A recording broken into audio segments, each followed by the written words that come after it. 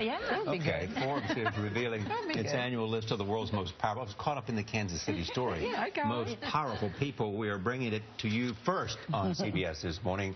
The magazine looked at many factors, including money and influence. 73 names make up this year's picks. At number 5, Chinese President Xi Jinping. Number 4, Pope Francis. President Obama comes in third. Number 2, German Chancellor Angela Merkel. And topping the list for the third straight year, Russian President Vladimir Putin. Louisa Kroll is Assistant Managing Editor of Wealth at Forbes. We're pleased to have her here. Welcome.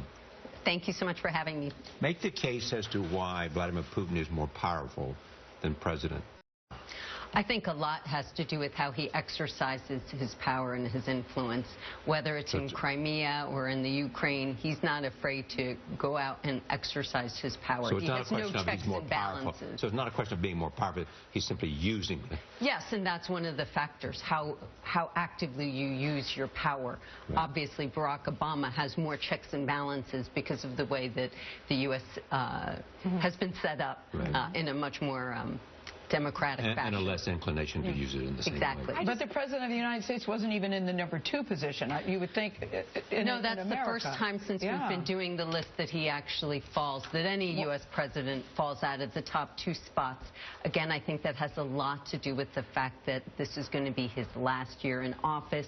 He's a little bit more hamstrung both domestically and internationally, and that's just a nod to his decreasing power at this time. I was stunned by that because the U.S. economy is 5 times larger than the Russian economy. We spend 10 times more in the military than the Russians do. So how do you define power for this issue? Well, again, it's money, it's the use of power, it's the spheres of influence, and it's the number of people. Obviously, it's also a subjective list, and you have to look at the fact that there are 30 Americans on this list, by far more than any other country. There are only 4 Russians.